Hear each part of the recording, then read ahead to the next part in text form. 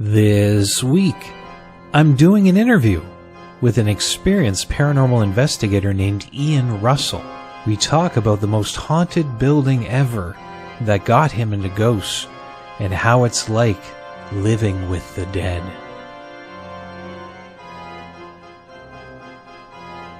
So I definitely want to do more interviews like this. I am fascinated by talking to people like Ian Russell and hearing their experiences in the paranormal. I might not be huge into investigation anymore, but I know for a fact that so many people out there, it's their passion in life. And Ian is one of those people. So when I talk to him, I mean, you can feel that passion coming through in the interview and how detailed he gets with his answers and the stories. I was fascinated. So the fact that we got to do this and revisit one of the most haunted places that I've ever dealt with in my own career, and I know Ian would agree with me on this, is the old Custom House in Hamilton. Now, if you're not familiar with it, Custom House is in the north end of Hamilton. If you guys know where the Bayfront Park is and the waterfront, it's not too far from there. Custom House, as in customs that were put on boats that brought goods into the city, going back to the 1800s. The shoreline used to come all the way up to a natural escarpment. The building itself, this Romanesque building, peaks off the side of that escarpment. I know Ian, he talked about this spirit named Jim in the conversation. It was one of the men who had crawled into that tunnel. We didn't really talk too detailed about it, but just to kind of give context when that comes up, there's this tragic story about how the tunnel that went from the railway lines, which is where the water used to be. They've since man-made kind of like an island to push it back. The men who went in there, the supports for that tunnel eventually gave way. The story talks about this from the early 1900s, and all the dirt and rocks came in and just buried them alive. So Jim is supposedly one of these men who were buried alive in that tragedy, and Ian had an experience with him. Of course, there's the young boy David, who has just been popping up in different investigations I've done. Of course, Ian and Trudy talking about it, but it's just weird that it just randomly tends to come up.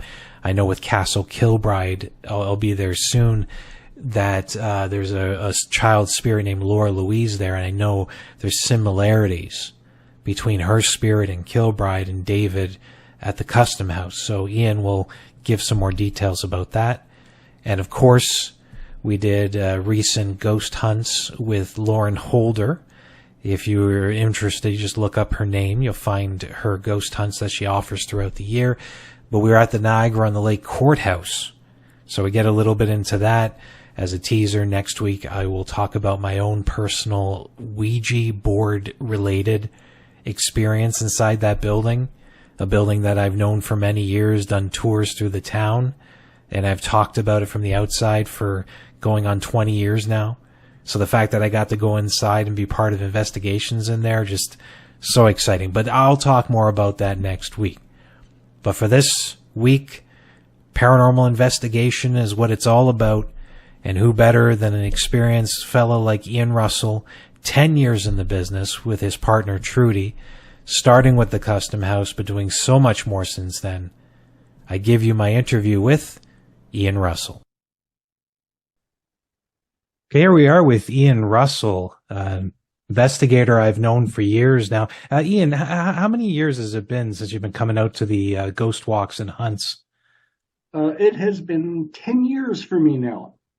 Wow. 10 years. Isn't that long? You remember, I guess it would have started with when we were still doing the Custom House, right? Yes, exactly. Yeah, I remember that. Exactly. That's where it all began for me, was that old Custom House building. I'll tell you, man, that place was something else. I still remember those tours, and I'm not huge on the hunts, as my listeners know of me. I'm not big in the investigative side of things anymore, but if the Custom House ever, fingers and toes crossed, came back and said, hey, go ahead and do the investigations again, I can see your face right now just for that. That would be my Christmas. if we could ever get back inside that building again, oh, that's my Christmas and New Year's bundled up into one package. There was I something would about the love place, it. right? I would love to get back in there. Yeah, I'll tell you. Okay, so let's go. I'm going to kick this off right. Thinking of the custom house, since we're talking about it now, what is one of the experiences that you had in there while investigating that kind of stands out to you? Well, the custom house is actually what got me started within the paranormal. Um, I shouldn't say it was the custom house, it was actually you got me started because I stumbled across one day of your ghost walks advertised on the internet, and you were doing your ghost walk tour of the custom house. Now, this goes back to the mid 1980s, 1985. I was a student in college, and I was home for the Christmas holidays and spending the holidays here with my family. And it was over that time that I read in a news publication about the custom house and some of the ghost stories that were associated with the building at that time. And I was intrigued, and so I took a drive down to the custom house, and I was blown away by the condition of this building. It was just dilapidated. It was boarded up, bricked over. Um, So this is going back, like back when the building was empty. 1985. Yeah, the last tenant, I believe, had been the macaroni company. Yep, Naples Macaroni, and Yeah, then they left it. The building was abandoned for at least about a decade. yes, and then it was during this abandoned period that I went down there because I'd read this article in whatever news publication it was, and I am not an urban explorer by any means. In fact, I really have a dislike for urban exploring because these individuals go to locations like that and they trespass and they break in. And then when paranormal investigators like myself want to then investigate the building, we are denied access because of the so-called damages that the urban explorers have done. It's funny. It's funny that you bring that up. Have you been watching the Ghost Walks Facebook page? Because Yes, oh, you yes. saw. Okay, then never mind. I thought it was like Kismet, but yeah, the Century Manor, the old Your Century asylum up on Manor post. Hamilton Mountain. Yes, Yeah, yes, I saw there was that. question to that, and I think the majority of them were stating that as long as they didn't cause any damage and everything was okay, that it's okay with them. But you're right. I mean, you're right from an owner's perspective and a liability standpoint. I'm kind of against it as well. I see the value in exposing the history, which if you went inside the custom house when it was abandoned, those photos you would have taken instead of just the outside would have been super popular. Mm. But it would have hurt investigators in general in gaining access to these buildings. Oh, absolutely. Absolutely. And when I was down there back in the 85, I wouldn't have gone in anyways. Even if the front door had been wide open, that building was so bad in condition. I would have been afraid to step inside because I wouldn't know what the floors were like. And, thankfully, the building, as you know, was purchased by the Don Warrener Karate Studios, Yep. who then restored the building to basically what it is today. An And amazing dojo. I've got a really cool story regarding that, a connection. I never met Don Warrener himself, but I actually knew his parents. my in-laws live up in Muskoka, up in the Huntsville area, and their neighbors and good friends were Don Warner's parents. So I got to actually know his mom and dad through my in-laws, which is a very cool connection to the Custom House. That's interesting. Yeah, it's almost like you've had this kind of connection over the years with it. And then, like, I didn't start doing events and hunts in there until probably early 2000s. So, I mean, you've been connected with the building all the way back to the 1980s. So to be able to Yeah, go in and investigate, how long have you been doing investigation in general? 10 years. Oh, so it's been just 10 years 10 overall. years. What Yeah. what got you into it originally? Was it just the custom house? It was the Custom House, as I Oh, say. okay. So I had this interaction back in the 80s that I had read about it.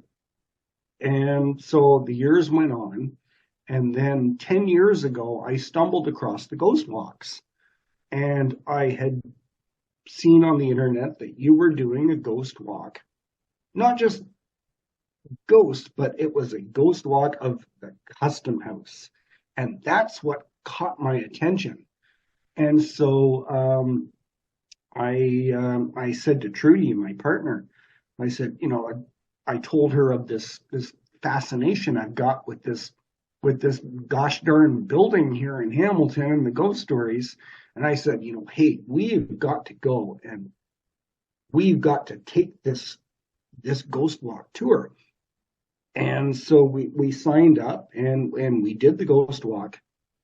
And that was our first interaction within the paranormal because we were upstairs. Our ghost guide was George, good old ghost guide George. And we were upstairs in that second floor hallway, and he was talking about the painting on the wall where the fingers were pointing out Yes. the word murder in the Yeah, it gets, paint. I'll just go very quickly for those listening. So the story was that there was doing renovations and the painters saw what looked like an invisible finger was writing a word that eventually spelled out the word murder. So the painters are quick because they're scared, right? They already know they're in a haunted building, and it just kept trying again. And at the very end, a small handprint appeared at the bottom, which a little boy is said to haunt there. But as a side, I don't know if you were going to get into it, but it's just it's related to a supposed murder that happened in the building. Sorry, please continue. Yeah, so we were up there on that hallway in the second floor, and we were hearing the story. And Trudy had a ring on her finger made out of like a hematite material. And as the story was being told, she felt now this was in the middle of summer. This was in June or July. So we're in t-shirts and shorts, and Trudy says that she felt from child's height like a hand run up her leg. And at that point, then this ring that she had snapped in half and fell to the floor. Oh my. And that was her interaction to the paranormal from the Custom House. And we believe it was the little boy named David because there is such a connection between him and Trudy.